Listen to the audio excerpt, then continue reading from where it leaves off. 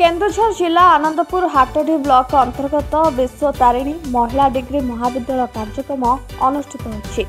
क्रीड़ा सांस्कृतिक सामाजिक सेवा सचेतनता कार्यक्रम को नहीं एही समन्वित विकास कार्यक्रम रे विश्व तारिणी महिला डिग्री महाविद्यालय आयोजित एही भव्य समारोह रे मुख्य अतिथि भावे सौम्यश्री पाणिग्राही हाटडी वीडियो हाटडी ब्लॉक अध्यक्षा सावित्री सेठी एवं सम्मानित अतिथि सासंग सरपंच मधुस्मिता स्वाई जोग देथिले।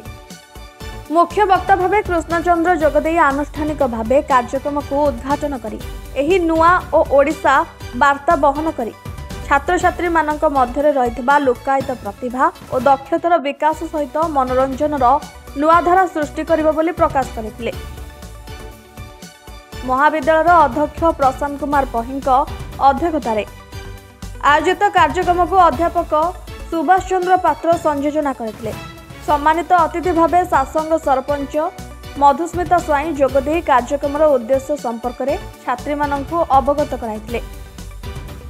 एही अवसर रे विभिन्न सांस्कृतिक कार्यक्रम परिवेषण करा जाय छात्री मानक उत्साहित करने को प्रयास करा जायतिला।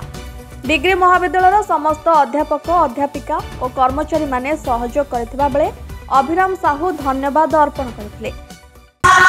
माने किभली आगु को जिबे नुआ ओडिशा युव ओडिशा नवीन ओडिशा प्रोग्राम रे शामिल हेबे शिक्षा सहित कला सांस्कृतिक कार्यक्रम किभली भाव आगु को रहिबो एही होची यार अभिमुख्य बा पिला मान किभली आगु को जिबे मुख्य प्रयास। मुख्यमंत्री स्वप्न रही नुआ ओडिशा गठन करने नूतन उन्नत अभिलाषा पाई युवक मानक प्रतिभार विकास कर संस्कृति साहित्य कला क्रीड़ा एमती विभिन्न क्षेत्र में पिला प्रतिभार विकास पाई प्रत्येक स्कूल कॉलेज स्तर में कार्यक्रम आयोजन करा जाउछि। आज विश्वतारिणी महाविद्यालय हाटडी ब्लॉक अंतर्गत सेनापति ठारे सेमती गोटे कार्यक्रम आयोजन करा जाइछि।